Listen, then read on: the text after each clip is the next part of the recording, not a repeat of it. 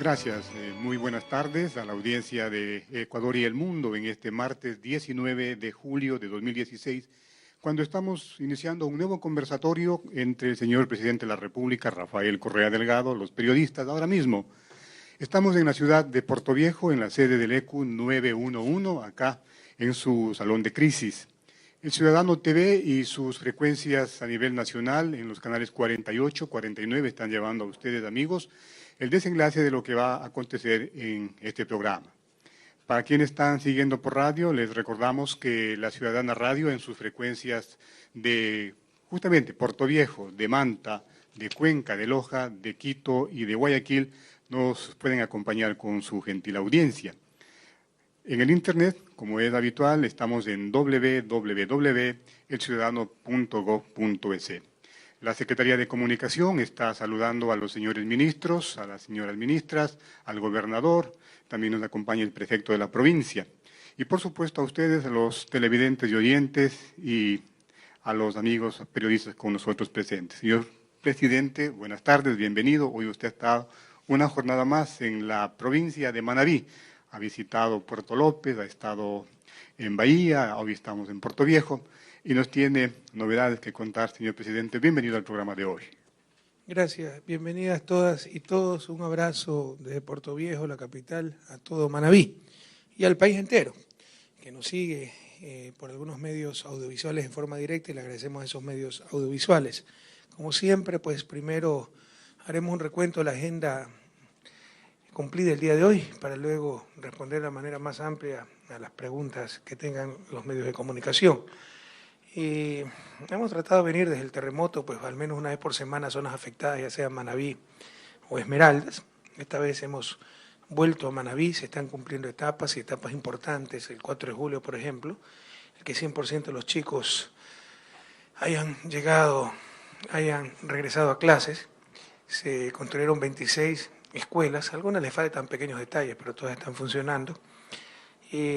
Estamos poniendo énfasis en esta nueva etapa en la vivienda, entonces he venido sobre todo a realizar programas de vivienda, pero quería pasar por Puerto López porque ahí tenemos una obra. Recuerden que nosotros somos los más duros críticos de nosotros mismos, ¿no? Yo no sé, de repente los sufridores dicen que yo jamás reconozco errores.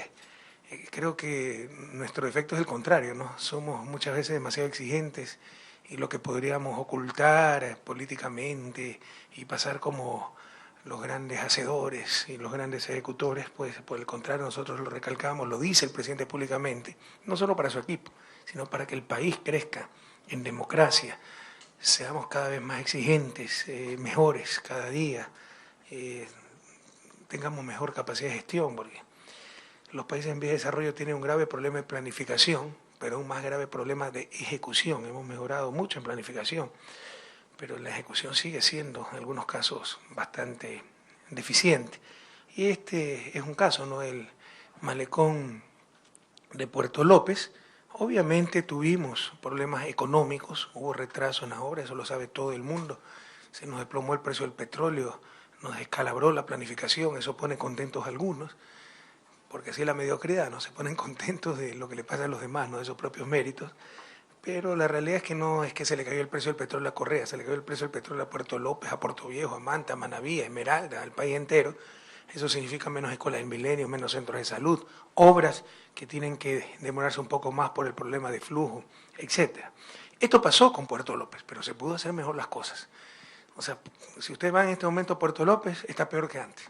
O sea, quisimos ayudar a Puerto López y lo dejamos peor. Esto se va a remediar y probablemente después que inauguremos la obra nadie se va a olvidar de todos los problemas que pasaron, pero nosotros vamos a recalcar esos problemas para ser cada vez mejores. Ahora me dicen que la obra va a estar en octubre, tercera o cuarta fecha que me dan. Desde el principio la obra tuvo problemas. ¿Cuál fue el primer problema?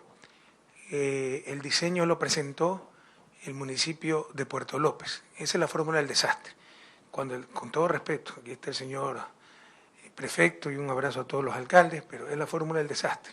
Cuando nosotros financiamos una obra y le pedimos que los estudios y el diseño lo haga el gobierno local beneficiado, porque si es una carretera verán que nos ponen un subterráneo con pasos a desnivel, si es a faltar una calle nos ponen una avenida de 4 carriles de ida, 4 carriles de vuelta, cables soterrados, iluminación LED, vía satélite, todas esas cosas. O sea, cuando no le cuesta a alguien, entonces hace la obra sobredimensionada. Eso pasó en el caso de Puerto López. Nos presentaron un malecón de 3.6 kilómetros. ¿Por qué Puerto López? Porque Puerto López se ha vuelto famosa, se ha posicionado por el avistamiento de ballenas y eso es algo que beneficia a todo el país y es un atractivo a nivel latinoamericano, entonces, e incluso mundial. Entonces no tenían ni un embarcadero decente. Los turistas se embarcaban, era embarque húmedo que se llamaba, se metían en el mar y se trepaban una fibra. Ese muelle lo hemos hecho nosotros, tenemos un programa de integración de intervención integral y también se ha designado a Puerto López como un área turística protegida, ¿cómo se llama? ATP, Área Turística Protegida, con lo cual interviene directamente el Ministerio de Turismo. No nos corresponde, podríamos no hacerlo, pero sabemos pues que la necesidad que tenía Puerto López y además el perjuicio que se le causa al país, y tal vez un viajero viene de muy lejos y ni siquiera tiene un muelle decente donde embarcarse para ver las ballenas. Entonces ya existen esos muelles, hizo terminal terrestre, algunas obras, y también se había planificado el malecón, pero nos presentaron un malecón de más de 3 kilómetros, 3.6 kilómetros, si mal no recuerdo. Dice que lo rediseñaron, ¿no? Y reformularon, porque incluso había desperdicio de algunas cosas, muros demasiado altos. ¿Pero quiénes lo hicieron? No arquitectos manavitas, no arquitectos costeños. Vinieron arquitectos de la sierra a hacer eso. Esto tiene que acabar, por Dios. Entonces, de todos modos, por ahí yo creo que hay algunos problemas de diseño. Pero lo peor fue la ejecución. No me digan que fue por falta de plata. Claro que hubo falta de plata. Pero ¿qué es lo lógico? Si tengo un malecón de 3 kilómetros, empiezo pues por el muelle, que es el lugar turístico más visitado, donde van los turistas para el avistamiento de ballenas. Y fue lo que dejaron al último. Y eso tiene casi 2 años en estado caótico. Ya esto va a acabar en octubre, va a estar precioso. Probablemente nos olvidemos de estas cosas. Pero como siempre decimos, prohibido olvidar. Hay que aprender de estos errores y que no vuelva a ocurrir. O sea, ¿por qué se les ocurrió? Empezaron desde el otro extremo, del extremo, no sé, la dirección debe ser norte, ¿ya?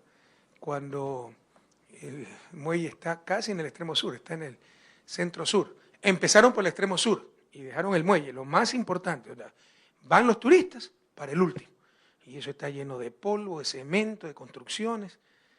Personalmente me preocupé en marzo, eso se tiene que estar preocupando el presidente. Viene el avistamiento de ballena, sé que ha habido problemas de dinero, conseguí 2 millones. Haz decente, aunque sea la parte del muelle, para tenerlo listo para temporada de ballenas. Sí, ya está listo. Por eso fui a Puerto López, no es verdad. ¿Cuál es el argumento? Es que no hubo adoquines, siempre es un buen pretexto. Entonces aquí ha habido muchas fallas en ejecución, sí, yo estoy muy molesto, se van a poner sanciones, ya hay personas que han perdido su trabajo por esto, porque tenemos gerente del ATP, tenemos gerente del programa de intervención integral, tenemos gerente del contrato, 3 gerentes que seguramente ganan un buen sueldo y es un desastre pues el contrato. Entonces eso no se puede permitir, yo no permitiré en mi gobierno. Le pido 1000 disculpas a Puerto López por hacer un bien, hemos hecho mal, ¿no? Hemos creado muchas molestias, esto va a quedar muy bonito, es una inversión de más de 10 millones de dólares. ¿Exactamente cuánto es la inversión? No sé si está aquí alguien del SECOP, no está. Venimos a hablar de estas obras y no están. Ok. O sea, 10 millones más o menos, ¿no? Entonces va a estar muy bonito, no nos correspondía hacer esto. Lo hacemos porque Puerto López es un centro de atención turística nacional e internacional. Y cuando un turista viene tan lejos, emocionado a ver el apareamiento de las ballenas jorobadas, antes no tenía cómo embarcarse. Habían perros en las calles, el viscerado de pescado en la playa, ¿ya? Calles polvorientas, todo eso estamos mejorando, pero mientras tanto lo hemos empeorado, con más polvo. En octubre se va a acabar eso y también se va a construir con los fondos de emergencia el puerto pesquero de Puerto López, que felizmente estaba planificado. Era uno de los tantos proyectos que habíamos parado por la falta de fondos, pero con la tragedia que ocurrió el 16 de abril, esto es parte importante para la reactivación de Manabí. Entonces se va a hacer también ese puerto pesquero. Ya está el muelle de embarque, el malecón se está acabando, estará en abril, pero les insisto, aquí claro que hubo problemas económicos, pero no es eso, eso es falta de sentido común y de dolencia, ¿no? De condolencia, de solidaridad. en vez de empezar 500 metros a caballo y volver a los 500 metros, empezaron a intervenir en todo destruyeron y empezaron a terminar los extremos y no donde estaba el muelle. Y la gente de Puerto López por lo menos ha habido 18 meses en medio del polvo cuando hace sol y en medio del lodo cuando llueve. Así que 1000 disculpas a Puerto López. Me he molestado mucho viendo cómo se ha ejecutado esta obra, tan mal, con tanta falta de delicadeza, de entrega, de excelencia, de cuidado, y se han tomado las acciones y las sanciones del caso. Les insisto, aquí ha habido un administrador por parte de SECO para el contrato, un administrador del Ministerio de Turismo para el área turística protegida, un administrador de parte del MIDUBI para el programa de intervención territorial integral. 3 administradores y tenemos un desastre de obra. Eso no lo vamos a permitir. 1000 disculpas a Puerto López y 1000 disculpas a Manaví entero. Ahí tuve varias reuniones con pescadores, hay un gran descontento con la Subsecretaría de Pesca, o sea que no se buscan resolver los problemas, sino el típico control, no, mándame el siguiente papel, esa no es la mentalidad de nuestro gobierno, señores. Cuando hay un problema hay que tratar de resolverlo, más aún con los más pequeños, los pescadores artesanales, pero con todos, con los grandes empresarios. En aduana, cuando un empresario tiene problemas para sacar su maquinaria porque no tiene para pagar los impuestos, bueno, busquemos líneas de crédito súper seguras, porque la garantía es la maquinaria que vale 1 millón para financiar el IVA que vale 12%, $120.000. Es más que respaldado ese crédito. No, incáutele la maquinaria, subástala. Esa mentalidad debe ser desterrada de nuestro país. El Estado debe controlar, debe regular, pero sobre todo debe servir y debe tratar de solucionar problemas. Entonces hay quejas de los pescadores artesanales con respecto a la Subsecretaría de Pesca. También había quejas por parte de artesanos que no habían sido reubicados convenientemente, todo eso se atendió. El problema de la planta de agua potable en Ayampe, que la tecnología de ozono fracasó, se le va a poner una tecnología con cloro, y el problema de caudal. Ese es un problema más grave, la solución tomará tiempo, ¿no? Es un problema, si quieren, estructural, ¿no? Natural. Lo otro fue tecnología que se eligió, ecológica, etcétera, no funcionó adecuadamente, pero lo otro son condiciones naturales. Entonces estamos buscando algunas alternativas, pero esas alternativas se darán en el mediano plazo. Bueno, luego de tener esta serie de reuniones, ya con casi 2 horas de atraso, pues volamos hacia Bahía de Caracas para básicamente visitar programas de vivienda. Hemos visitado, ¿qué es lo que estamos haciendo en programas de vivienda? Ustedes saben, hay el bono para readecuación, hasta $4.000, si la vivienda fue afectada pero no fue destruida, sea hasta $4.000. Hay el bono para vivienda nueva, ya sea en terreno propio o para ciudadelas.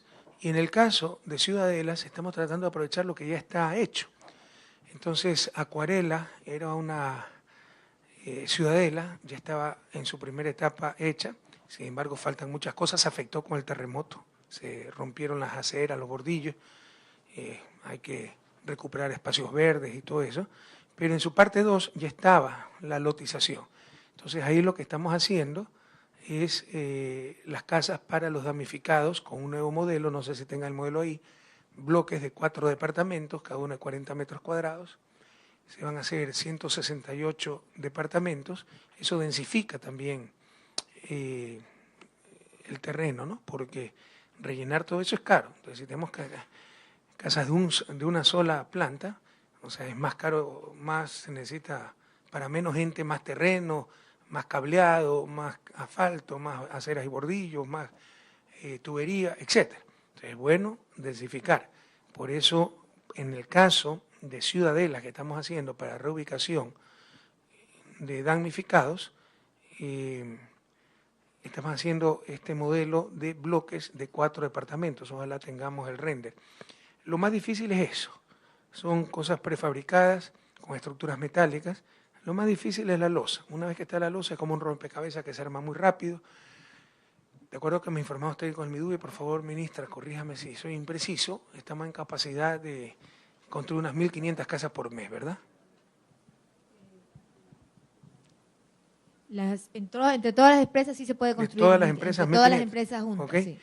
Entonces, ojalá pronto alcancemos ese ritmo, 1.500 casas por mes. Carlos, ¿cuántas casas necesitamos? Cerca de 10.000 viviendas, señor presidente. Ojalá Esto entonces, contando con asentamientos, con construcción en unos terreno 8 propio. meses. O sea, yo les dije que ojalá logremos, cuando entregue el gobierno, haber cumplido el 70%, reconstruido el 70% de lo que se destruyó, además de otras obras que son deseables y son parte de la reactivación económica. No es solo reconstruir, sino el puerto pesquero de Puerto López, ¿no? Hacer algo que no existía, pero que va a ayudar a la reactivación de Manabí. Pero ojalá de esa reconstrucción al menos alcancemos el 70%. Si logramos ese ritmo de 1.500 casas por mes, que tenemos que lograrlo, son prefabricadas, son con estructuras metálicas, y bueno, lograremos esa meta, al menos completar 70% de las casas que se requieren. Lo que sí es importante es que tener claro que en las obras en la Ciudadela que estamos haciendo, la ruta crítica es justamente los trabajos de urbanización, ¿no? Que son los que tú estás viendo que están en proceso todavía. Sí, hay que hacerlo rápido, ¿ok? Entonces, ahí visitamos Acuarela 2, 168 casas, ¿en cuánto tiempo? En 30 de septiembre van a estar listas, El 30 de ¿no? septiembre ya las entregan conectadas a las redes. Que O por sea, cierto, sí. esto es más o menos el sistema de las escuelas. O sea, lo más difícil es la losa, la nivelación, y luego pues se ponen parantes y son como rompecabezas que se están poniendo ¿cómo se llaman? Los paneles, ¿no? Los paneles, sí. ¿No tienen un render de cómo quedará el modelo, por favor? Ok. Luego de esto pues fuimos a ver una vivienda, en este caso, no, pues esto fue ya en Puerto Viejo. En Bahía, una zona que se llama La Fanca. Sí, pero era vivienda nueva esta, pues, ¿no? Claro, es que a mí me han puesto repotenciada. No, vimos una vivienda nueva, pero en terreno propio. En terreno propio, pues hay varios modelos que puede escoger la familia. Este modelo estaba precioso. Ya está lista la casa. Entonces, estas casas estamos construyendo por decenas y cada vez aumentamos más el ritmo y velocidad de construcción. Son casas prefabricadas antisísmicas, ¿no? Ya está lista la casa. Entonces, la familia muy feliz porque se le había caído la casita, pero tiene terreno propio, no es zona de riesgo, esto es clave, no es zona de riesgo, entonces se puede reconstruir ahí mismo. Así sea terreno recontrapropio, si es zona de riesgo no vamos a reconstruir ahí mismo, tendrán que ser reubicados. Ojalá entendamos eso también, porque aquí en Puerto Viejo, en Manta, ya tenemos presiones, el otro día nos sacaron un periodicazo, retrasos en obras, porque ya querían entrar unos comerciantes a la zona cero de Manta. Seamos sensatos. ¿Retrasos con respecto a qué? Eso fue antes de los 3 meses del terremoto. ¿Retraso con respecto a qué? En 3 meses de terremoto, ¿qué quieren que hagamos? ¿Qué milagros? Vamos rapidísimo, somos ejemplo para el mundo, están asombrados los organismos internacionales. Pero seamos sensatos, retraso con respecto a que hay gente que quiere entrar a la zona cero y seguir viviendo, tener su comercio ahí como si no ha pasado nada. No lo podemos permitir. La zona cero no es por gusto, no es casualidad que el mayor impacto en Puerto Viejo esté concentrado en el casco comercial, en Manta esté concentrado en la zona de Tarqui, es que el suelo es de muy mala calidad. Y obviamente se puede construir hasta en el mar, pero ¿a qué costo y con qué riesgo? Entonces, en principio esas zonas no pueden volver a ser habitadas, peor con altos edificios. Lo que hay que hacer es básicamente amplios espacios públicos, zonas verdes, parques, etcétera. Por favor, seamos sensatos en esas cosas. De esta durísima experiencia, aprovechemos las lecciones y hagamos regeneración urbana, que la ciudad esté mejor planificada, construcciones antisísmicas, lugares más seguros, etcétera. Luego de visitar esta casa, ¿no?, nueva, en terreno propio, ¿no?, volamos hacia Puerto Viejo, donde fuimos al Guavito. Este es otro proyecto de vivienda, también es el mismo modelo, ya lo vamos a ver en un render, prefabricado, con estructura metálica, pero otro sistema de construcción, ¿verdad? ¿Cómo es que se llama esta cuestión? Los moldes que se hacen. Formaletas, ¿no? Que es como es un encofrado. Ustedes tienen un molde, se lo llena de hormigón, un día se lo desarma y se arma otra casa. Tienen de 8 de esos, entonces cada 2 días puede haber unas 8 casas. Aquí estamos construyendo cerca de 600 soluciones habitacionales. Estarán listas hasta diciembre por lo menos la mitad, ¿no? Sí, pero ojalá estén listas más, ¿no? Yo creo que apurando un poquito el paso sí pueden estar listas más. Ahí está el sistema constructivo, el mismo modelo que la que estamos haciendo en Bahía, pero otro sistema constructivo. Como vieron, si recuerdan las otras imágenes, era la losa y se ponían las varillas y luego los paneles, ¿ok? Los perfiles. Acá, en cambio, es como un molde, o sea, ustedes tienen el diseño de la casa. Eso verde es como un molde, en el centro está vacío. Se pone ahí la rejilla que va a sostener la pared y se le mete hormigón y sale la casa, ¿ok? Pero el modelo es el mismo. ¿No me han conseguido todavía el render de las casas, por favor? Ok. Luego, pues, fuimos a ver cómo iba el otro programa, que es de bono de remodelación. O sea, las casas que más de remodelación, de readecuación. Por las casas que quedaron dañadas parcialmente, la estructura está bien, se dañó el techo, qué sé yo, había que completar las vigas.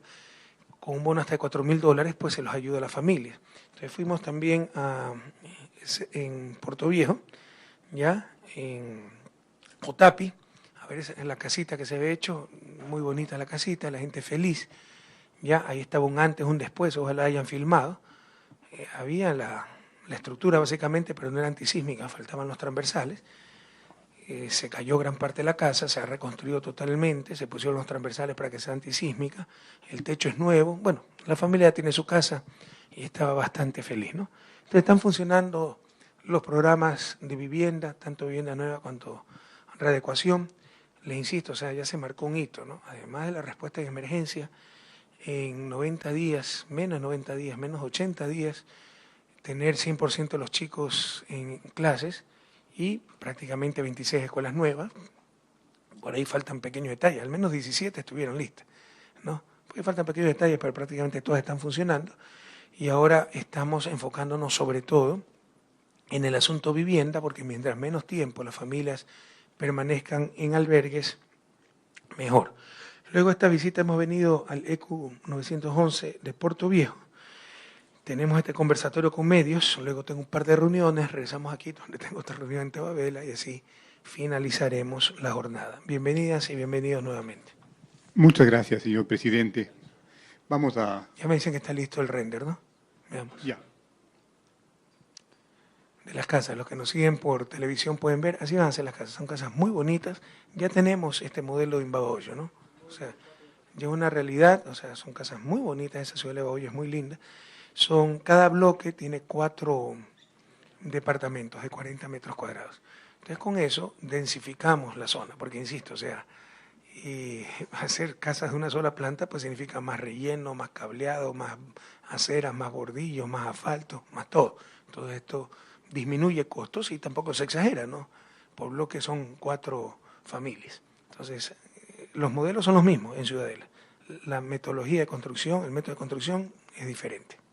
Y las que son en vivienda propia, sí tienen varios modelos a escoger. Y lo mismo, si lo que sea en terreno propio, y lo mismo sector rural. No son varios modelos. Sector rural, sobre todo, se busca incentivar la palafítica, la vivienda en alto, no para motivos de insectos, inundaciones, etcétera, pero en todo caso la pueden ampliar hacia abajo y hacer de 2 pisos. Todo eso se está trabajando. Perfecto. Seguimos, señor presidente, en el conversatorio de este martes, acá en la ciudad de Puerto Viejo. Vamos a invitar a Tania Andrade, por favor. Ella viene por Manavisión y tiene la primera pregunta. Adelante, por favor. Buenas tardes, señor presidente. Tania Andrade le saluda. ¿De qué forma el gobierno ha pasado después de una respuesta inmediata con albergues, aulas provisionales, restablecimiento de servicios, a soluciones definitivas de reconstrucción?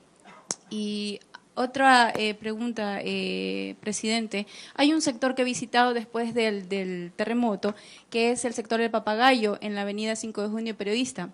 Es un grupo de personas que vivían allí, pues, y ahora porque todo ese grupo de casas se cayó por estar a riberas del río, ya no pueden construir. Según ellos, les han dicho que allí se va a construir un malecón. Y ellos no quieren ir a los albergues porque tienen temor de perder sus terrenos. Incluso han hecho cercamientos porque hay personas que se han querido adueñar de sus terrenos. Esas son mis inquietudes, señor presidente. Mira, obviamente yo no puedo saber lo que pasó en la esquina en la calle tal y tal, pero sí le puedo decir que las riberas del río Puerto Viejo son un peligro, es terreno altamente vulnerable, ahí se derrumbaron algunas casas, es terreno que se desliza, ¿no? Y obviamente pues habrá que hacer protecciones, si se está planificando aquello, ¿no? Básicamente como protección del cauce del río, pero para adornarlo se va a hacer un parque lineal. No podemos contentar a todo el mundo, o sea, no porque me compré mi terreno en medio del río, aquí me quedo, o sea, por favor. Seamos un poquito sensatos, se trata de hacer justicia, que la gente no pierda su platita, compensarlo con algo más. Pero hay gente que dice, no, aquí me quedo, aquí usted me tiene que venir a poner todo, pilotear y todo eso, porque yo compré mi terreno aquí, aquí nací, aquí me quedo. No, tenemos que superar esa inmadurez y esa insensatez. Todos debemos cooperar.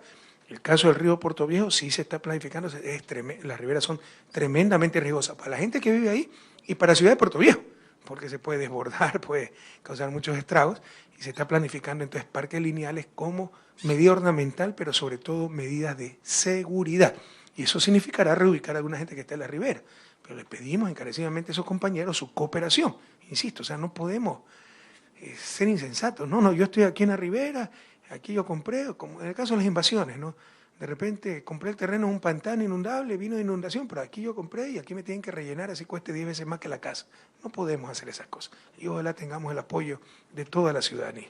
Sobre lo primero, pues creo que hemos explicado cómo vamos con la reconstrucción y la reactivación económica. Pues si tú tienes más cifras, Carlos, para darte la palabra de la forma más rápida posible, pero usted lo mencionó, la primera etapa fue respuesta emergente, lo hicimos bastante bien, rescate,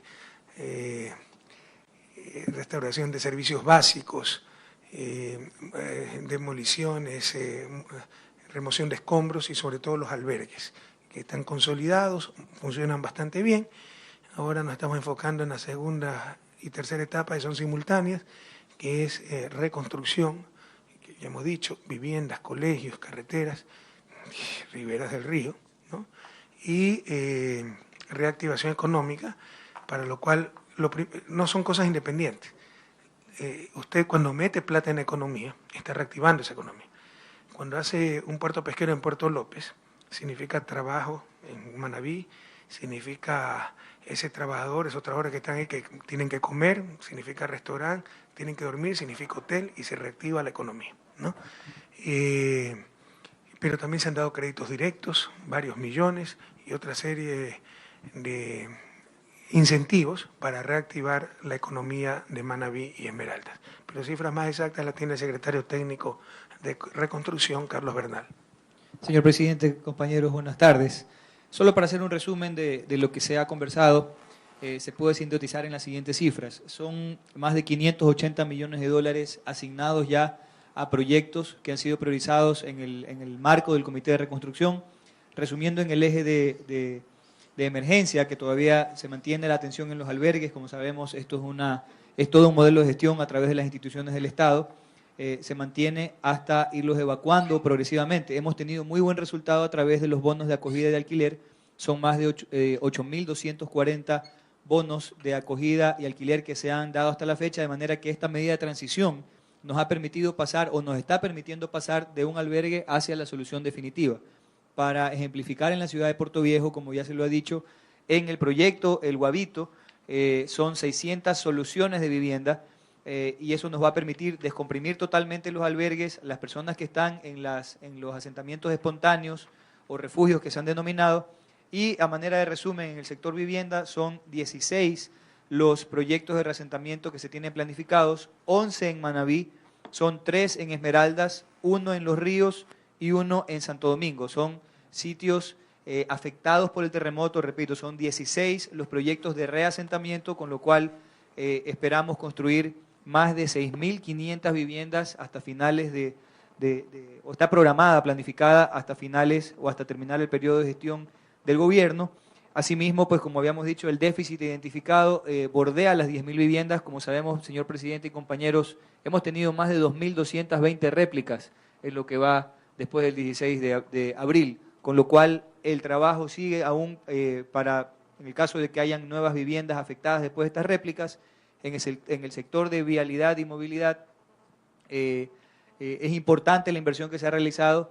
Son 120 millones que están en ejecución también directa y proyectos reactivados, como también lo ha dicho el presidente, que venían desarrollándose antes de la emergencia suscitada por esto. La inversión En educación alcanza ahora un nivel de ejecución de los 50 millones de dólares, esto es 35 millones de dólares en las escuelas provisionales y 15 millones de dólares que fueron destinados para equipamiento y reparaciones menores. Sin embargo, pues hay todo un plan de reordenamiento de la oferta educativa que va a demandar una nueva inversión. Asimismo, en saneamiento ambiental son 40 proyectos de saneamiento ambiental que se ejecutan en toda una programación de obras a medida que se van liberando las áreas con la demolición y la limpieza, se ejecutan estos proyectos en las ciudades y se reactivan paulatinamente las zonas que no son susceptibles de riesgo. Como hemos dicho, hemos sido muy enfáticos en mencionar que las zonas cero, las zonas delimitadas como zonas ceros, no están permitidas las construcciones, están totalmente restringidas a un plazo indefinido. En la parte de salud también es muy importante, más allá de todas las atenciones que se dieron, se van a iniciar con procesos de licitación internacional los proyectos de los hospitales de Chone y de Pedernales. Y los números, presidente, de Ban Ecuador al día de hoy son un monto desembolsado que supera los 19.1 millones de dólares. Esto es un dato que se actualiza día con día, el Ban Ecuador, la banca pública, así mismo como la CFN. La CFN, por cierto, ha desembolsado cerca de 29.5 millones de dólares en créditos productivos para reactivar.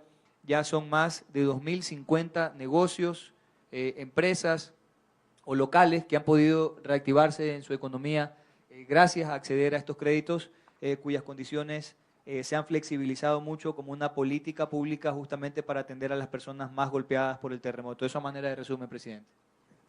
Muchísimas gracias, señor secretario. Carlos Bernal ha estado para los amigos que nos siguen por la radio.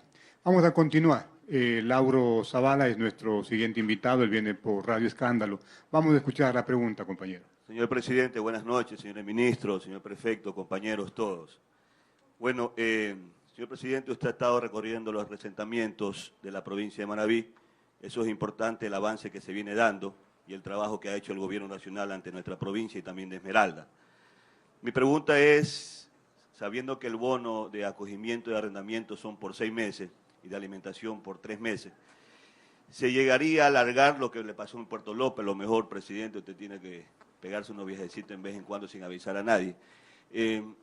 Lo que le pasó en Puerto López puede pasarlo también en los asentamientos o resentamientos en ese sentido. Más o menos se calcula hasta el mes de diciembre, de los 6 meses que lo han dado de arrendamiento y acogimiento.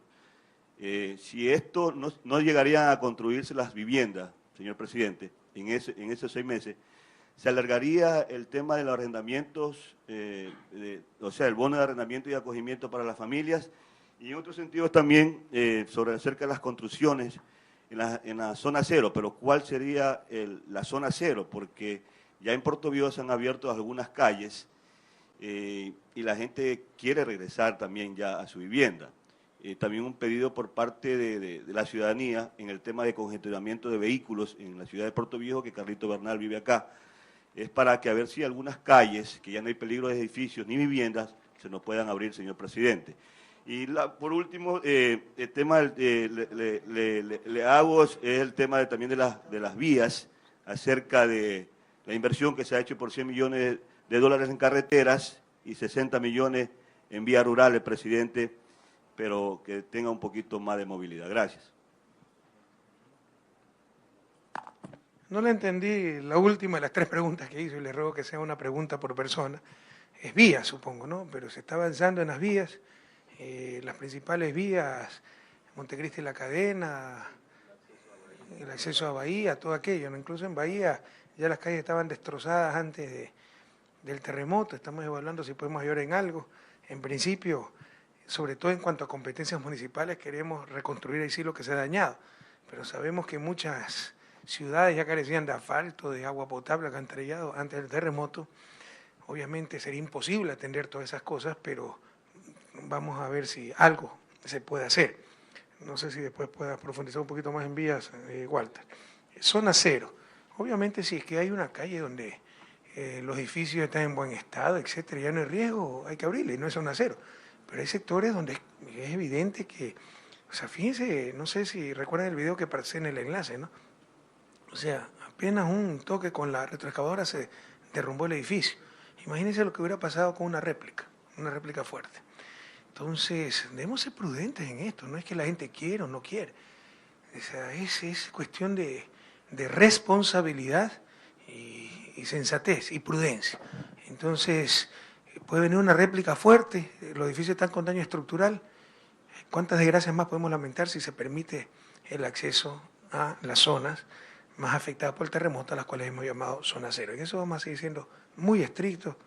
Si alguien no lo entiende, estoy seguro que la mayoría lo va a entender. No podemos jugar con la vida de las personas, con la vida de las familias, etcétera.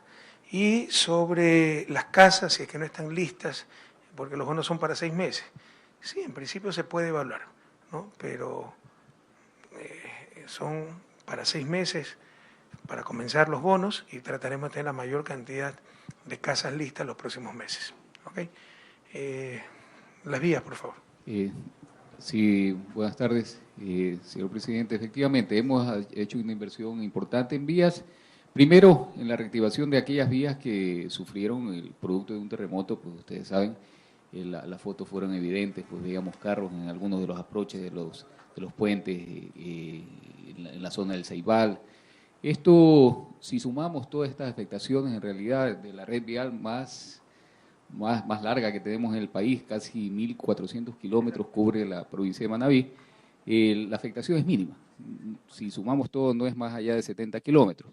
Y es la primera intervención, esta intervención es alrededor de 34 millones de dólares, que es en puentes, en los aproches de los puentes, en algunos puentes se nos desviaron, el puente de la Margarita, por ejemplo, son puentes prefabricados, estamos utilizando sistemas innovadores de elevarlos con gatas, moverlos con grúas y colocarlos nuevamente en su sitio.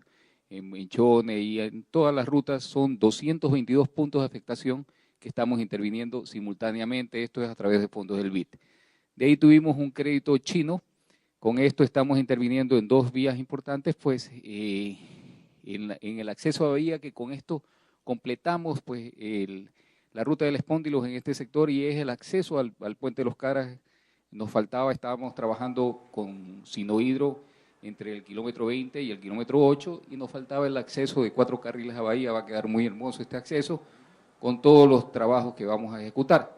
Esto ya se está ejecutando también. Otro es el puente de Jama fue afectado, pues un puente metálico, lo estamos cambiando por un puente definitivo de hormigón. Y la vía más importante, la que decía el señor presidente, pues la cadena Montecristi, de alrededor de 100 kilómetros que estamos interviniendo. Ustedes ven que ya empezamos con el fresado de esta vía para hacer todo un reasfaltado y las obras complementarias para su finalización en un promedio de 8 meses. Mire, Puerto Viejo sufrió una gran afectación, pero Puerto Viejo tiene actividad comercial, industrial. Manta sufrió una gran afectación, pero Puerto Pesquero, actividades comerciales, industrial. Bahía realmente está desolada, porque Bahía era turística. Entonces, en esos casos, pues, insisto, o sea, nuestra norma es reconstruir lo que se dañó con el terremoto cuando tiene que ver con competencias municipales, porque no podemos asfaltar las calles que no se asfaltaron antes del terremoto. Para el caso de Bahía, estamos considerando un tratamiento especial porque realmente la afectación es extremadamente grave y como vive el turismo, pues superar esa situación pasa por mejorar la infraestructura, mejorar la ciudad, en cosas que le correspondía al municipio, pero vamos a ver cómo ayudamos. Me refiero básicamente a asfaltar calles. Okay. Muchas gracias, señor presidente. Vamos avanzando y vamos a invitar ahora a Raquel Viteri. Ella viene por Oromar Televisión. Adelante, por favor. Buenas noches, señor presidente. Mi pregunta es que si es necesario en este momento pensar en una refinería como la del Pacífico. Y también quería saber cómo está avanzando el tema en salud en los sectores afectados por el terremoto. Querida Raquel, tratemos de hacer una pregunta por persona, si no, no vamos a acabar y concretar, ¿no? La pregunta de la refinería es muy buena y muy pertinente, se la agradezco, pero ¿cómo va la atención en salud? Es un poquito general la pregunta, no sé si hay aquí de salud, pero va muy bien, gracias. Okay. Yo creo que el sector salud ha respondido muy bien, ¿no? En la emergencia, en la posemergencia, tuvimos afectación en en 3 grandes hospitales, pero 2 de seguro hay que derrocarlos y construir nuevamente. También tuvimos afectación en el hospital del IES. Sin embargo, pues tuvimos unidades quirúrgicas móviles, hospitales móviles. Jamás faltó atención de salud. y se está evaluando el hospital de Bahía, si es que hay que derrumbarlo o se lo puede arreglar el que está. Estamos esperando los estudios definitivos un par de semanas. En Chones vamos a tener que construir un nuevo hospital y el hospital de Elías Manta también tendrá que ser reconstruido. Eso en cuanto a grandes hospitales. Obviamente también centros de salud sufrieron daños, pero todo eso se está arreglando. Claro, y aquí estábamos construyendo un hospital de 500 camas, ¿no? Con respecto a la refinería, es muy buena la pregunta, porque esto ha sido parte del debate en las últimas semanas y cualquiera dice cualquier cosa. Cualquiera dice cualquier cosa. Por eso yo, la semana pasada que estuve en una universidad, pedí a la academia, intervenía en este debate, no políticamente, pero con argumentos, científica, técnicamente, para elevar el nivel de debate político, porque cualquiera dice cualquier cosa. Entonces, ¿por qué usted en el último año está desesperado por construir la refinería, como que si tengo algún interés particular? Porque esto se debió hacer hace 20 años. Estamos produciendo petróleo, 40 años llevamos produciendo petróleo y todavía importamos derivados. Imagínense. Pero si había alguna duda con el descubrimiento que se acaba de hacer en el bloque ITT, de al menos 750 millones de barriles, eso es 82% más de las reservas probadas del ITT. Y la ITT eran las reservas más grandes comprobadas del Ecuador. Y se cree que hay otros 400 millones por lo menos. Eso significa extender la frontera petrolera de Ecuador unos 20 años en tiempo. Significa que para el 2022 vamos a tener una capacidad diaria, ahorita es 550.000 barriles, de 300.000 barriles más. La refinería es para 300.000 barriles. Solo con el ITT se justifica la refinería. Ya te paso, Bismarck, porque tú eres el técnico. Pero entonces, si siempre fue urgente, ahora es urgentísimo. Por favor, seamos sensatos. No es que es un proyecto de Correa y para decir que hubo corrupción y que ahí está botada plata. Lo que esperan es que se acabe el gobierno, no podemos empezar a construir. Ahí está el desperdicio, que invadan esos terrenos, se pierda la plata, que le hacen un daño al gobierno. No, le hacen un daño al país, un daño gravísimo, un daño a Manabí. Esto va a convertir esa refinería, que también tiene polo petroquímico, va a convertir a Manabí en la potencia industrial del país. Va a subir el porcentaje de PIB industrial con respecto al PIB en varios puntos. Revisen la historia de desarrollo. Revisen qué país se ha desarrollado, se ha industrializado sin petroquímica. Y Ecuador no tiene petroquímica. Y todavía exportamos crudo para importar derivados. Seamos sensatos, pensemos en la patria, no en ganar unos votitos en las próximas elecciones. Todos deberíamos lamentarnos de que no ha podido salir la refinería, por lo que pasó en el mercado financiero, en el mercado petrolero, etc. Estamos poniendo todo nuestro ahínco, todos nuestros esfuerzos para conseguir ese financiamiento. Claro, son riesgos. O sea, quedarme cruzado de brazos es lo menos riesgoso, pero nunca vamos a salir de su desarrollo. Buscar financiamiento por 13.000 millones de dólares para el proyecto de inversión más grande de la historia del país, por supuesto que implica riesgo. Pero sin esos proyectos no saldremos de su desarrollo. Y les insisto, o sea, no es que en este último año, ¿por qué lo quiere hacer? Se debió hacer hace 20 años. Y si a alguien le queda alguna duda, con los descubrimientos, que son grandes noticias para el país, esos yacimientos valen 26.000 millones en ingresos brutos y ingresos netos alrededor de 20.000 millones, descontando costos de producción, etc. Y si el país, los ecuatorianos, somos más ricos en 20.000 millones de dólares. Si a alguien le queda alguna duda, con los descubrimientos en el ITT, pues ya no debe quedar la más mínima duda. Pero aquí están los expertos. Aquí está Bismarck Manabí, ¿no? Por el nombre, ¿no? Gerente de la Refinería del Pacífico. Bismarck, por favor. Gracias, señor presidente. Bueno, usted ya explicó todas las bondades del proyecto Refinería del Pacífico. A mí me toca explicar ahora en qué estado de avance está el proyecto Refinería del Pacífico. El 19 de marzo nosotros ya firmamos, luego de 5 mesas de reuniones con el consorcio que va a construir el proyecto, firmamos ya el contrato de ingeniería, procura y construcción, señor presidente, que fue un proceso bastante duro, bastante arduo. Ahora estamos concentrados en los temas del financiamiento del proyecto. Como usted dijo, son 13.300 millones de dólares que se requieren financiar. La semana pasada estuvo una delegación de ecuatorianos en Seúl y Corea, liderada por el señor ministro Poveda de los sectores estratégicos, y nos reunimos allá con entes estatales y con todos los miembros del consorcio para que ellos hagan también su esfuerzo para promocionar ante las autoridades chinas el crédito requerido. Como consecuencia de eso, el día de mañana llega una delegación de uno de los bancos más importantes del mundo para conversar, seguir conversando con nosotros en el MICSE y hacer una visita a la Embajada de China para que ellos también pongan su parte de promoción del proyecto. La próxima semana, entre el día miércoles y jueves, llega martes y miércoles llega una delegación con todos los presidentes de las empresas dentro del consorcio de construcción con el mismo propósito, es decir, seguir conversando sobre el financiamiento y hacer una visita también a la Embajada China para conversar sobre el tema, señor presidente. Todo Ecuador debe apoyar ese proyecto, que no es un proyecto del gobierno, peor de Correa, es un proyecto de la patria, que debimos tenerlo hace décadas y hoy es más urgente que nunca, pero cualquiera habla cualquier cosa y veo que el pobre Bismarck está dedicado a mandar cartas de aclaración, como 3 por día creo que está mandando, porque cualquier editorialista dice cualquier estupidez, cualquier comentarista, cualquier politiquero disfrazado de periodista dice cualquier tontería. No juguemos con cosas tan serias. Es más importante, hoy es más importante que nunca esa refinería y más urgente que nunca. Muy bien, seguimos, señor presidente, recordándoles que también nos pueden seguir por la Radio Pública del Ecuador, este conversatorio. Vamos a invitar a Alexis Moncayo, él viene por la televisión pública. Por favor, Alexis, la pregunta. Presidente, ministros, buenas noches. La Corte Provincial de Sucumbíos ordenó el embargo de 96 millones de dólares que debían destinarse a la petrolera Chevron. ¿Qué va a pasar con ese pago, presidente? ¿Se suspende definitivamente? Y si es así, ¿cuál sería el destino que tendrían esos recursos acá en el país? Si irían a favor de los beneficios, a ver, contextualicemos la pregunta y la respuesta. Nosotros hemos tenido 3 casos con Chevron. El primero lo ganamos, el segundo lo hemos perdido, este Ecuador 2. El conocido Chevron, el caso Chevron 3 no es con el Estado, es con los amazónicos. Fue un juicio entre privados, pero con la prepotencia, corrupción y billete de esa empresa involucró al Estado. Y nos puso una demanda en La Haya para que nosotros paguemos y no ha pagado la sentencia, sino que se puso a pelear en Estados Unidos, persiguieron al abogado de los amazónicos, llevaron vendepatrias, ¿no?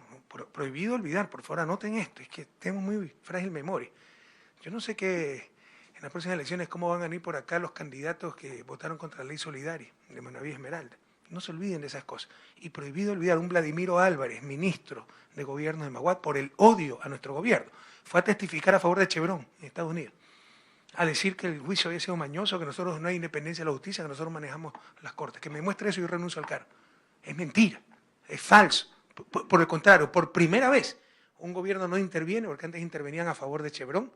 Chevron tenía hasta casa en nuestros cuarteles militares en Amazonía. Allá llegaban, los transportaban nuestros militares, a los ejecutivos de Chevron, para que litigaran contra nuestro pueblo amazónico. Con nuestro gobierno se acabó todo eso. Entonces se nos vinieron con todo, ¿no?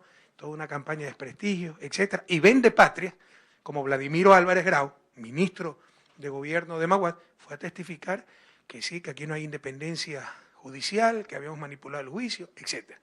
En todo caso, con la plata que tiene Chevron, no ha pagado un centavo, son 9.000 millones, nosotros perdemos el juicio Chevron 2, que por esos, una combinación de factores. Primero, esos tratados de protección recíproca de inversiones que son también una venta del país. Todo está en función de las petroleras. Por las mañoserías en esos tratados, aplicaron el tratado retroactivamente, ¿no? Texaco dejó el país en el 92 y aplican retroactivamente el tratado. Y por la ineficiencia del sistema de justicia que había antes de nuestro gobierno. Cuando llegamos al gobierno, 6 o 7 juicios de Chevron estaban sin solucionarse. También por las mañoserías de Chevron. Ganamos cada uno de esos juicios, se resolvieron en nuestro gobierno, porque le dimos seguimiento, defendimos al Estado, pero era muy tarde, ya nos habían demandado. Y perdimos los juicios en todas las instancias, nos condenaron a pagar 96 millones, más intereses son unos 106 millones. Pero ahí sí, si no pagamos nos aplastan, ellos deben 9.000 millones y no pasa nada. Ese es el orden mundial, esa es la injusticia clamorosa del mundo actual. Entonces nosotros hemos dicho, nosotros a diferencia de las corruptelas de Chevron con los amazónicos, negando lo innegable cómo destruyeron la selva, nosotros sí vamos a pagar ese laudo por injusto que nos parezca, ¿no? Pero cumplimos con nuestras obligaciones, como acabamos de cumplir con Occidental. En 6 meses hemos pagado 1.000 millones de dólares, 1.000 millones de dólares. Los pequeños grandes detalles que se le olvidan a los analistas. Ecuador en recesión, el primer trimestre terrible, 1.000 millones de dólares en 6 meses. Que no es que van a construcción de viviendas, de calles, generar empleo, no, van afuera. O sea, es pura extracción de sangre de la economía. Eso tiene un impacto recesivo enorme, ¿no? Entonces, Chevron vamos a cumplir con el laudo. Pero también hay que cumplir con las leyes ecuatorianas. Hay una orden de embargo por los 9.000 millones que debe Chevron. Entonces hemos mandado una carta a Chevron con una propuesta, ¿no?, diciendo que se puede hacer una cuenta de garantía hasta que se termine su litigio en Estados Unidos sobre el juicio de sucumbidos del Lago Agrio. Entonces esa cuenta está en garantía, ¿ya? Entonces vamos a ver qué nos contesta. Dice que nos dio plazo hasta mañana, ¿no?, la prepotencia de las empresas con ínfulas de imperio, corruptas y corruptoras, ¿no? Entonces nosotros hemos contestado, nosotros jamás hemos negado en este ni en otro caso que cumpliremos con nuestras obligaciones. Es un laudo de un tratado internacional que hemos firmado, que yo jamás hubiera firmado esos tratados de protección recíproca de inversiones. Lo firmaron los gobiernos entreguistas en los años 90, auge del neoliberalismo. Ahí están las consecuencias, pero lo firmó el país. No, está un laudo, hemos perdido, ¿ya? Ellos tienen un juicio acá que perdieron, 9.000 millones, como son los virreyes del siglo XXI en Latinoamérica, o pretenden serlo. Con todo su poderío, pues han armado una serie de incidentes, no han pagado 20 centavos, pero hay una orden de embargo de los activos de Chevron. Entonces se le mandó una propuesta por escrito a Chevron en inglés, Chevron en español, Chevron Texaco, diciendo que hay esa orden de embargo para poner la plata en una cuenta en garantía, y estamos esperando la respuesta de Chevron. ¿Cuál es mi intuición? Que Chevron tiene sed de venganza, porque este gobierno no agachó la cabeza y lo que busca es dañar nuestra imagen internacional, ejecutarnos cuentas en el exterior, etc. Vamos a ver qué responde. Pero se ha mandado cartas con propuestas claras en función, ¿ya?, del laudo, pero en función también de la ley ecuatoriana. Muchas gracias, presidente. Vamos a invitar ahora a Mauricio Ceballos, él está representando a TC Televisión. Tiene la siguiente pregunta, por favor. Presidente, buenas noches, ministros, compañeros todos. La solicitud de consulta popular establece un pacto ético a nivel nacional, y es por eso que se ha pedido que funcionarios públicos no tengan fondos en paraísos fiscales. Esto lo ha tomado el candidato Lasso, el precandidato Lasso, como algo, como una supuesta dedicatoria por parte suya, señor presidente, y también ha considerado otros actores políticos que manifiestan que el pacto ético no es consecuente con la realidad de lo que pasa en el entorno del presidente de la República, como el caso particular de Pedro Merizalde, o como ha denunciado Ramiro Aguilar, también el asambleísta, sobre una cuenta del Banco Central en el Banco de China en Panamá, presidente. Mira, cuando no tienen argumentos, pues ya pierden hasta la vergüenza, ¿no? Están como los muchachos malcriados. Sí, yo hice esto, pero eres vos, ¿no? Y además que es mentira. Primero, esto no es con dedicatoria de nadie. Créame que lo que más decíamos, y cualquier estratega político se lo va a decir, es que se lance Lasso, es el candidato más fácil de derrotar. Mientras más habla, más pierde voto. No pasa del 10% hace ni sé cuántos meses. No, ya creo que hasta Cintia lo superó. Entonces, primero, créame, estratégicamente lo que más nos conviene es que se lance Lasso. Segundo, que aprendan a leer, pues que vean la pregunta que he mandado. Hay una transitoria, o sea, a nadie se le impide ser candidato. Se puede presentar el señor Lasso con su banco en Panamá, sus decenas de millones de dólares fuera del país. El pueblo ecuatoriano sabrá jugar en las urnas. Se puede lanzar el señor Nebot, que no es tonto y no se va a lanzar porque sabe que va a ser derrotado, con su fideicomiso en Panamá para eludir el impuesto a la herencia, lo cual ya no puede hacer con las reformas legales últimas que aprobamos, ¿no? Se puede lanzar quien quiera, pero si se ganan el sí en la consulta, tendrán un año para deshacerse esos capitales, esas empresas en paraísos fiscales, o serán destituidos o inhabilitados. Y hay que inaugurar la decencia en este país. Entonces es mentira que se está impidiendo a alguien ser candidato, es mentira. Ahora viene con el cuento que con esto yo voy a participar en la campaña. Bueno, si eso fuera cierto, qué bueno, pues sí, para la ética, para la moral, para mejorar la calidad de nuestra democracia. No saben qué decir.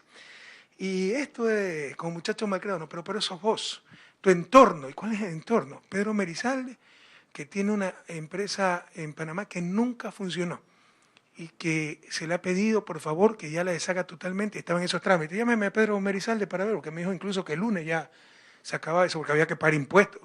Creo que a muchos nos ha pasado eso. Yo alguna vez abrí una empresa aquí, saqué RUC comercial y hasta me olvidé. Y cuando me doy cuenta, me mandan una cuenta de impuestos. Ni sé cuántas semanas arreglando todo eso hasta deshacer la empresa. Entonces, en esos trámites se encontraba, pero o sea, ahorita no es ilegal tener empresas offshore, dicho sea de paso, pero nuestro gobierno no lo vamos a aceptar. Entonces se le ha pedido a Pedro Merizalde, que no es miembro del gabinete, todas esas son mentiras. ¿no? Que ya elimine su empresa, que nunca funcionó, o sea, no ha transado 20 centavos, no es el banco que tiene el lazo en Panamá, ni el fideicomiso con todos sus bienes que tiene Nebot en Panamá, no, es una empresa de papel que nunca funcionó. Entonces ya aprendan a asumir sus responsabilidades, inauguren la ética, la coherencia. No, pero como muchachos malcriados, peor sos vos. O sea, si yo sí tengo mis capitales, mi billete afuera, pero peor sos vos. Y mientras no des el primer paso, no hacemos nada. Y es doble moral tuya. Entonces eso es mentira. Entonces, en estos días ya Pedro Merizalde deja de tener su empresa en Panamá, porque se busquen argumentos más sólidos.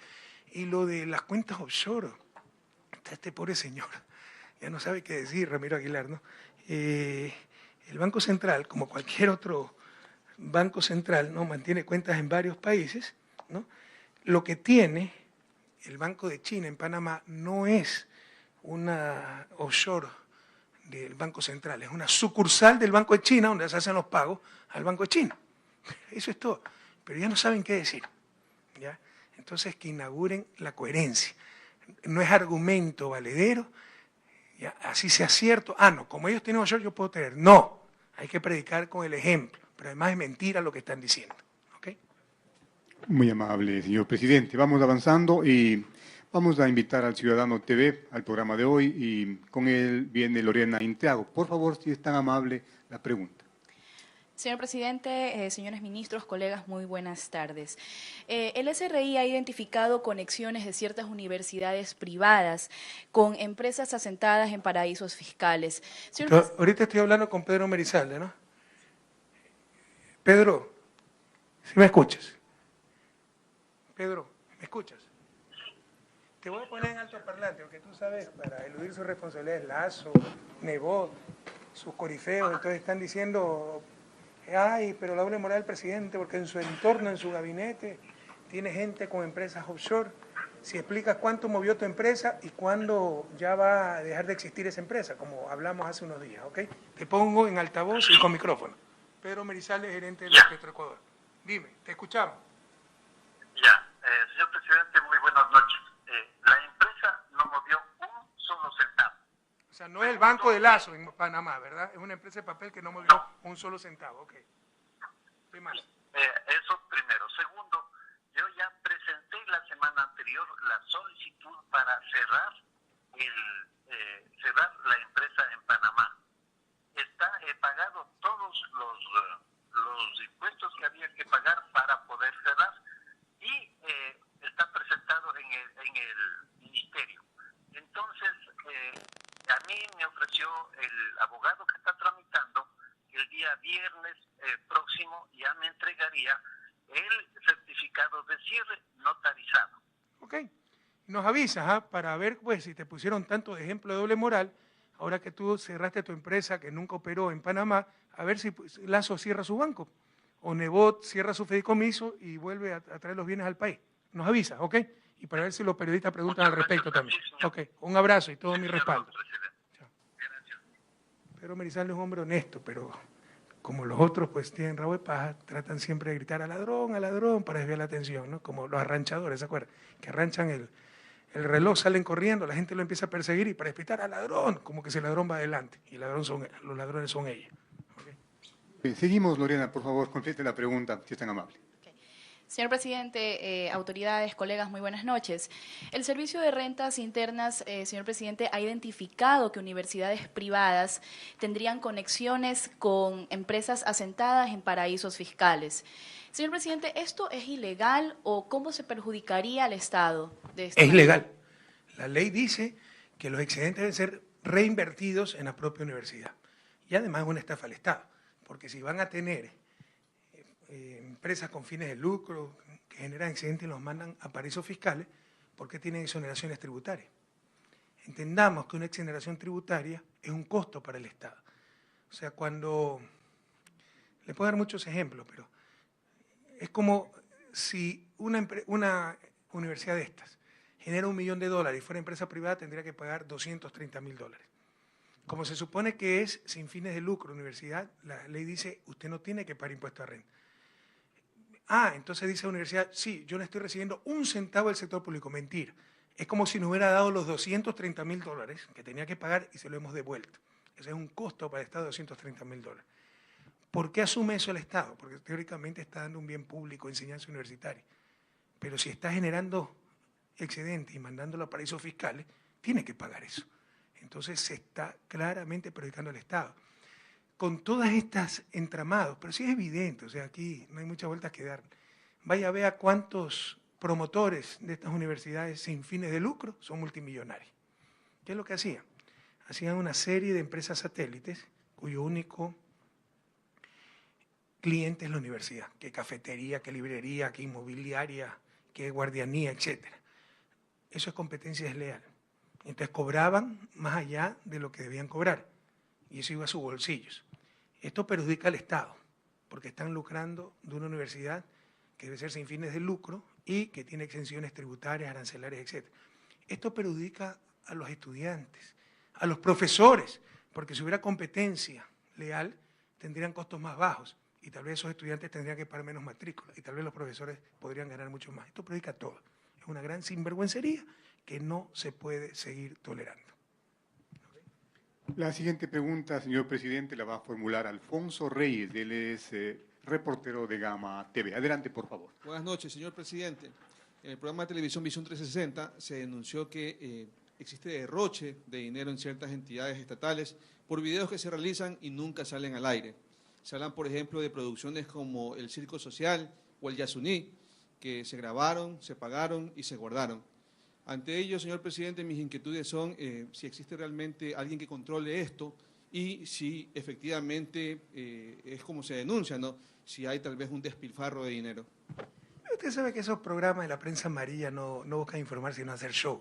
Pero para uno es una gran satisfacción ver que no tienen de qué acusarnos, pues nos acusan de tontería. El programa, ustedes pertenecen a la televisión, saben lo que es la producción. Fácilmente una producción puede demorar 2 años en salir al aire. Tierra de Serpientes costó $700.000, $800.000. Es un programa diseñado para promocionar la labor de la policía y la seguridad ciudadana y va a salir en septiembre. Estos señores ya dijeron que es derroche. Yasuní, todos sabemos porque se suspendió el programa. Entonces, cuando se suspende una iniciativa así, pues quedan cosas pendientes y quedó ese video. Pero son cosas que pasan. O sea, mejor entonces era nunca intentar la iniciativa Yasuní. Y el Circo Social, ya que era un programa de la vicepresidencia, tuvo un contratista incumplido, ¿no? Ahí sacaron que se compraron equipos de audio y ni sé cuánto. Todo está asignado a empresas públicas, no se ha desperdiciado. Y hay un contrato incumplido, por eso no pudo seguir el proyecto. Básicamente las carpas nos incumplieron y ya hay un plan de pagos para recuperar esa plata. Pero no tienen de qué acusarnos, o sea, no perdamos tiempo en tonterías. Esa es la mejor muestra de la honestidad y transparencia de nuestro gobierno, que hasta la prensa más corrupta no tiene de qué acusarnos y no informan sino que hacen show. Tenemos una última pregunta, señor presidente, si es tan amable. Gerardo Delgado viene por Televisión Manavita. Por favor.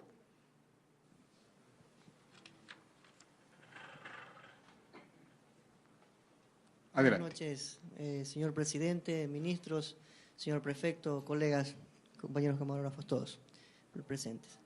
Yo también tenía 3 preguntas, señor presidente, pero voy a escuchar su ruego y su súplica y solamente voy a hacer una. Aparte ya todos estamos como que cansaditos al final del día.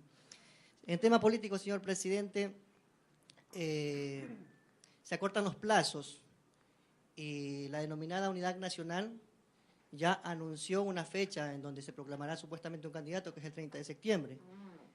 El colectivo Rafael Contigo Siempre toma fuerza y se han recolectado, hoy se anunció 650.000 firmas, 651.000 con la que dio el vicepresidente de la República.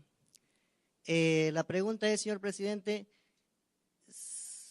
¿país va a mantener ese hermetismo que se está incrementando en la ciudadanía de no saber cuál será el candidato justamente del partido oficialista?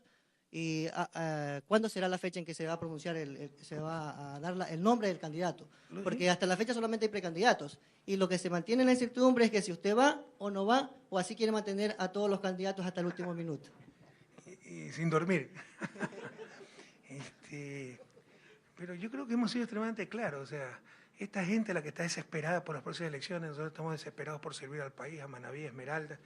Ahorita estamos en el modo, como hemos dicho en el gabinete y como hemos dicho en Alianza País, no en el modo electoral, en el modo reconstrucción, ¿ya? Recuperación del terremoto, a eso nos hemos dedicado y si tiene que ser excluyente, así será. Sin embargo, país se ha seguido con conferencias ideológicas, etcétera, construyendo el plan de gobierno. Y vamos a tener la convención el 1 de octubre, donde se nominará el binomio presidencial y al menos los asambleístas nacionales, lo hemos dicho. Ellos son los desesperados, porque da hasta vergüenza ajena ver cómo se despedazan, cómo la unidad no resiste nada cuando empiezan las candidaturas, por sus espacios de poder. Nosotros estamos desesperados por servir y por llevar un programa coherente, revolucionario, de continuidad en el cambio, porque el cambio somos nosotros, ojalá no se deje engañar nadie. Ahora resulta que el cambio son ellos, lo que propone es volver al pasado, el neoliberalismo que nos quebró pues, en el 99, eso es lo que propone.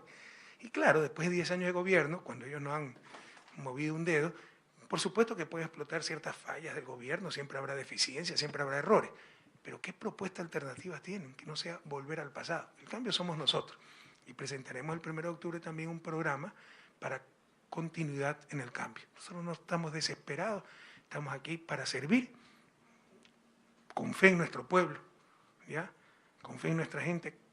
Tenemos la convicción de que venceremos en febrero del 2017, pero por lo pronto estamos preocupados de superar esta durísima prueba que nos puso la naturaleza y presentar un programa revolucionario, continuar en el cambio al pueblo ecuatoriano. Quien ejecute ese programa, bueno, se lo decidirá democráticamente y se anunciará al país el 1 de octubre. No, mi decisión está tomada, pero algunos se quedan sin sueño ante la posibilidad de que pueda ser candidato. Lo dije, o sea, técnicamente es posible, ¿no?, que la transitoria sea negada por la Corte Constitucional por discriminatoria, y resulta que los chicos de Correa Contigo, Rafael Contigo siempre, ¿no?, estuvieron en la Plaza Grande del Cambio de Guardia y me enseñaron un letrero de 650.000 firmas. Estos chicos ya han reunido 650.000 firmas. O sea, si pueden llegar al 1.000.000 de firmas, y ahí tendría que analizar la Corte Constitucional pues la pertinencia de la consulta popular. ¿Okay? Pero mi decisión personal queda inalterada. Lo importante es que se reelija la Revolución Ciudadana, y se va a reelegir. Señor presidente, muchas gracias. Quiero rogar a los colegas, el tiempo ha concluido, por favor, el temario se ha agotado, y agradecer la gentileza a ustedes, señores ministros, a la audiencia que nos acompañó esta tarde-noche, y por supuesto a ustedes que están, los medios que han estado con nosotros en el país, 260 emisoras que han estado con nosotros. Muchísimas gracias a ustedes, amigos. Hasta la próxima, amigos. Muchas gracias a todos. Hasta luego.